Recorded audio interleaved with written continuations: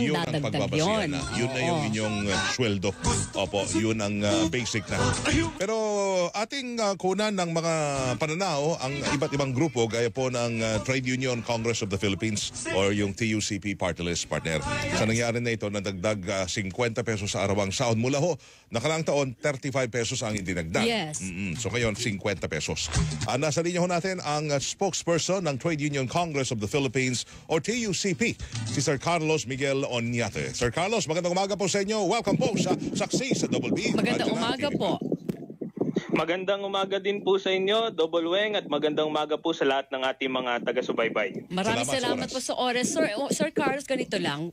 Kayo po yung inyong party list ang nag-propose ng 200 pesos sa House of Representatives, hindi ba? Kasama yung iba pang mga kongresista dyan. Pero ngayon, nagbigay na ng 50 pesos na dagdag sa NCR pa lang. Ngayon, tanggap nyo ba yung 50? Yung TUCP party list po, kagaya ng inyong nabanggit, no, itutuloy po namin yung laban ng 200 peso legislated wage increase. In fact, nirefile po namin ito kahapon, unang araw ng 20th Congress. Sa kasamang palad, kasabay rin ng pagbibigay ng 50 pesos ng ating NCR Regional Wage Board. Sa amin po, no, para sa mga manggagawa, hindi po kami dapat na itutulak dun sa parang nako-corner kami na either 50 kesa wala, no? Yung 50 pesos po ay only 1/4 lamang po nung aming sinusulong na 200 peso legislated wage increase, at kahit na po, no, dagdagan natin ng 50 pesos yung NCR minimum wage na pinakamataas po sa buong bansa, yan po ay nasa parang almost kalahati lang din po nung living wage na 1,200. Kung kaya't kami po sa TUCP party list, tuloy po namin sinusulong yung 200 pesos legislated wage increase, at kasabay po noon, nag-file na rin kami ng House Resolution calling for an investigation in aid of legislation kung paano po ba talaga itinatakda ng ating mga regional wage boards itong mga ibinibigay po nilang barya-baryang aumento. Ibig sabihin, pag-aaralan niyo yung basis ng wage board sa iba't ibang panig po ng Pilipinas yan, hindi lang National Capital Region. Opo, kasi kung maalala niyo po, yung ating mga regional wage boards ay nilikha po, no, sa bisa ng Republic Act 6727, Wage Rationalization Act. Meron pong nakalista doon, no, 10 criteria para po yun ang gamitin nila sa pagtatakda ng minimum wage.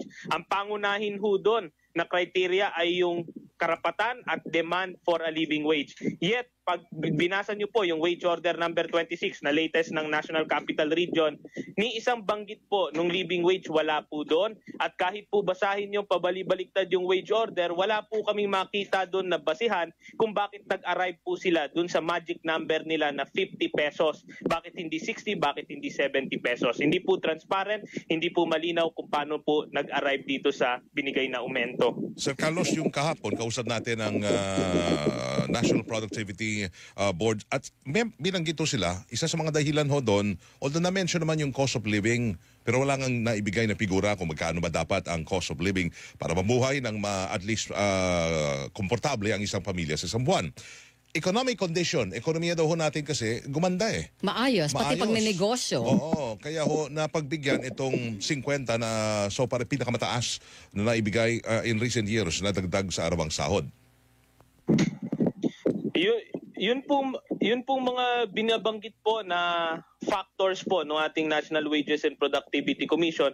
Lahat po yun ay nag-factor in supposedly dito po sa wage order na ibinigay, no? Ngunit pinaalalahanan din po namin yung naging proseso. Dumaan po ito sa sectoral consultation kung saan na sinabi po ng mga manggagawa ay dapat daan-daan yung aumento sapagkat yung regional wage boards po ay nilikha ng Kongreso. So sa amin po hindi katanggap-tanggap na yung binigay ng regional wage board ay mas mababa pa dun sa actually, no, hindi lamang pinag-usapan kundi inaprubahan ng ating House of Representatives at Senado noong 19th Congress na sila naman po yung lumikha. Gayun din po, no, yung sinasabi po na capacity to pay ng ating mga employers, napakahirap po kasi noon na yun po ang nagiging basihan nung amin pong mga manggagawa, no, yung kanila pong cost of living, yung kanila pong kinakailangan para, no, to the most basic needs such as yung pakainin po yung ating mga pamilyang Pilipino na ang estimate po namin kinakailangan sa isang araw 700 pesos. Unfortunately, pati po yung NCR nandun pa rin po sa ilalim noon. 700 pesos, ano ho yung tinutukoy pagkain pa lang yon. Yung 700 pesos po, yan po yung naging cost simulation ng Ateneo Policy Center doon po sa binabanggit ng DOST before na Pinggang Pinoy. Ito po yung healthy, nutritious meal for a family of 5 na 3 beses po sa isang araw. So kung doon Per po sa day. inyong 3 beses, so 7, 14, 21, 2,000, ano yun, 100 per day? Ang ano, May 700 na for family of 5. Isang buong pamilya na yon per Opo, day. yung 700 pesos po per family per day. Opo, doon sa sabi nyo sa inyong panukala na 200 pesos, legislated wage hike na yan, ano nga ang cost of living ho doon? O ito yung dapat na kinikita ng isang pamilya sa isang buwan ba o isang araw?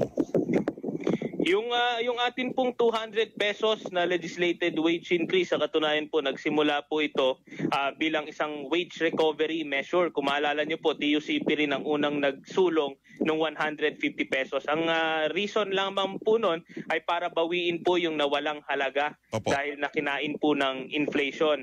Ngayon po, yung sinasabi po nating cost of living ngayon, ang estimate na latest ng Ibon Foundation is actually 1,200.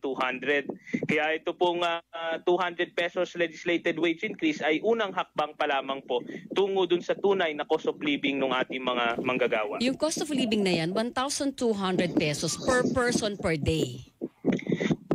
Yun po kasi ang asing assumption po kasi no, sa isang pamilya may isa lamang po na nagtatrabaho, sapagkat alam naman po natin yung katotohanan ngayon na napakahirap pong humanap ng trabaho, no. In fact, double digit po yung ating underemployment. Kaya yun po, no, yung 1,200 po sana yung kinakailangan na isang minimum wage earner. At banggitin ko lang rin po na hindi po ito hinugot po sa hangin, kasi ang basis po ng 1,200 ng Ibon Foundation, actually ina-adjust lang nila yung original na estimation ng no less than yung National Wages and Productivity Commission na way back in 2008 sinabi nila na ang living wage ay 900 plus pesos na noong 2008. Unfortunately, never na sila ulit naglabas ng datos patungkol doon. Okay. Ito lang, kung 1,200 pesos ang living wage per worker per day, kung mag-asawa ang nagtatrabaho, kumikita ka ng mahigit 600, yung minimum wage, so sakto ka pa rin doon sa 1,200 per day.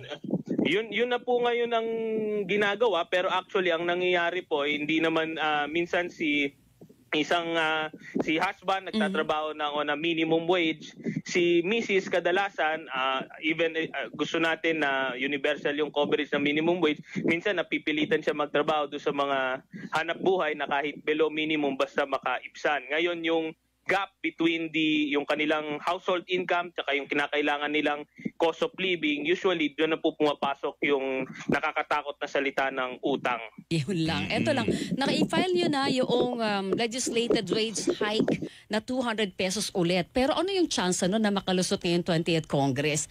Kasi nung nakaraan, trinabaho rin ito na ilang taon, di ba? At kabuuan ng 19th Congress. Pero sa dulo, hindi nakalusot, Sir Carlos. Ano yung chance nito ngayong 20th Congress? Sabi nga ni Weng, wala na yung factor ng eleksyon na pangligaw ito sa mga botante. Sir Carlos.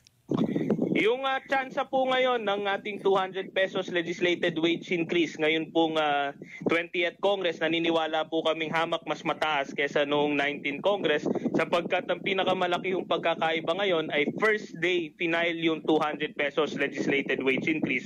Ngayon din po, no, ito po ay refiling of a bill previously approved on third reading noong nakaraang Kongreso, kung kaya't gusto po sana naming i-invoke yung rules mismo ng House of Representatives na nagbabanggit kung ang isang panukala ay naaprubahan na on third reading noong 19th Congress, dapat po yan ma-fast track. Meaning, kahit isang committee hearing na lamang po yan at diretso na po sa plenaryo. After all, dumaan na po ito ng 3 taong pag-aaral. Hindi lamang po sa House, kundi pati po sa Senado. Paano po kung yung Senate naman mag-settle din sa 100? Kayo ba papayag na magkaroon ng win-win position doon sa magkasalungat na bersyon ng Senado at Kamara para lang mailusot ang legislated wage hike? Alam niyo po, no, original na naging panukala po ng TUCP ay 150 pesos. Kaya actually nung last 2 minutes ng ating 19th Congress, kami ay sinasabi namin kung sakaling magka-BICAM, tatanggapin namin yung 150 pesos. Pero nung mismong huling araw, ng 19 Congress na binabanggit ng ating mga kasama sa Senado, ayaw daw nilang mag-BICAM at i-adapt na lang ng House yung Senate version. Sinabi ng TUCP kasama ng mga manggagawa under National Wage Coalition, okay na kami kahit sa 100 kasi never naman in the 36 years na track record ng ating mga regional wage board na nakapagbigay sila ng tataas sa 100. Pero ngayon po na mas maraming oras, kaya pong pag-usapan yan ng Senado at ng House. Hindi, kung ngayon nabigyan yung 50, 100 na lang ang kulang doon sa nauna niyang plano, 150. Baka yun ang fear natin ngayon. Baka Sir Carlos lalong hindi magkaroon ng motivation yung mga mambabatas na ilusot ito dahil nakapagbigay na ng malaki ang quote-unquote malaki ang wage board. Sa amin naman po, no, sa aming pananaw naman, ito actually 50 pesos ang dapat mas another wake-up call dun sa ating Kongreso. No, sapagkat alam niyo po, no, na ang huling legislated wage increase noong 1989 ay nagkakahalaga ng 25 pesos noong 1989. Ang halaga na po nito ngayon, kung i-adjust natin sa inflation, ay nasa 170 pesos. Kung kaya in real terms po, actually, nakakalungkot man, yung ating 17 regions po, ay yung purchasing power nila hamak mas mababa pa kumpara noon, no? Kung kaya sinasabi natin sa ating mga mambabatas sa Senado at sa House, yung 50 pesos po na hindi sapat, yan po sana maging motibasyon pa po na kinakailangan ng mas mataas na legislated wage increase na tanging Kongreso na lamang po ang inaasahan ng ating mga manggagawa. Okay, kung ihahabol yung 200 pesos, short pa rin tayo kasi magiging suma total niyan 895 plus 695 na ngayon. So may short na 300, di pa rin natin abot yung 1,200 pero okay na ho yun sa inyo. Alam niyo po, no, yung ating pag-abot doon sa sinasabi nating living wage, no, itinakda po ng konstitusyon mula 1987, no. For the longest time, no, hindi po natin yan naabot under sa regional wage boards. Kaya napaka-importante po, no, nung dagdag 200 o anuman po yung amount na daang-daang aumento na yan bilang unang hakbang. Kasi never tayong nakahakbang patungo sa living wage under dito sa regional wage board system. Okay, so siguro maganda rin i-note na lang, Weng at saka Sir Carlos, na base rin mismo sa, narinig ko yung news na base rin sa pagtaya ng PSA na yung halaga ng 100 pesos mo ngayon ay nasa 70 pesos plus na lang. So yung 1,000 mo, 700 pesos na lang kada buwan kung sakali, hindi ba? Tama po kayo, no? Kaya isa pa rin po namin pinupunto kasi minsan sinasabi ng Regional Wage Board, ito ang pinakamataas na aumentong ibinigay nila. Ngunit kailangan nating i-factor in yung inflation kasi binabanggit nga namin bago dumapo sa kamay ng minimum wage earners yung aumentong ibinigay na barya-barya, halos na kalahati, halos wala ng halaga pag-abot dun sa kamay ng minimum wage earners po natin. Okay, at least kahit paano ang mga ito ay makadagdag na ho kasi naalala ko dati meron tayong threshold na sinusunod pag ikaw daw ay hindi mahirap pag kumakain ka ng halagang 64 pesos per day. Nako naman, sa buong maghapon. Yes, so sa buong, wala na yun Hindi, pero 64 pesos mo, kulang pa sa isang ulam ngayon kahit sa kantin. Diba? Wala ka pang kanin. So wala rin tong epekto yung 50 pesos. Sir Carlos, para maging, di ba, food poor pa rin. Alam niyo po, no, isa kami sa mga pinaka masugid na kritiko, no, ng ating mga unrealistic na poverty statistics. But even if napaka-unrealistic nila, halimbawa na lang yung ating poverty threshold, napakababa na po niyan. Unfortunately, no, 16 out of our 17 regions, dahil po sa kasalukuyan nilang level ng minimum wage, kung saan sa Bangsamoro po 361 lang, nasa baba po sila ng poverty line. Meaning, yung ating regional wage boards po parang kino-condemn yung ating higit 5 milyong minimum wage earners doon po sa buhay ng kahirapan. Nako. Salamat na marami. Unang araw ng Hulyo pero at least na napukaw ang pag-usapan natin ito. Siguro naman mag-iisip-isip na ulit ang mga mambabatas natin. Tapos yung wage board natin kung kailangang magmadali sa ibang rehiyon, di gawin na dahil talaga namang buhay at kalusugan, edukasyon na nakasalalay pa sa ating mga minimum wage earner. Sir Carlos, maraming salamat ha.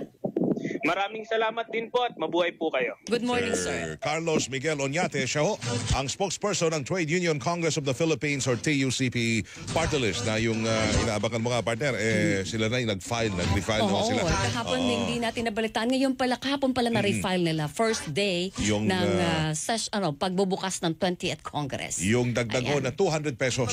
Pero yung legislated pala, wage hike. ho. willing sila na bumaba ng 150. Pwede, pag, kung nagkaroon lang ng BICAM dati Baka nga daw ready pa sila sa 100 kung nag-BICAM.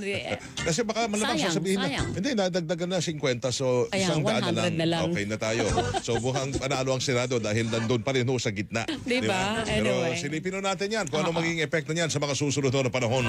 Itong dagdag 50 pesos sa arawang sahod na maging epektibo sa Hulyo 18 pa ho at July 18, mga kapuso. Pero ang susi pa rin, murang bilihin, Mr. Yes, yan pa rin. President. Produksyon Murang na dito bilihin. sa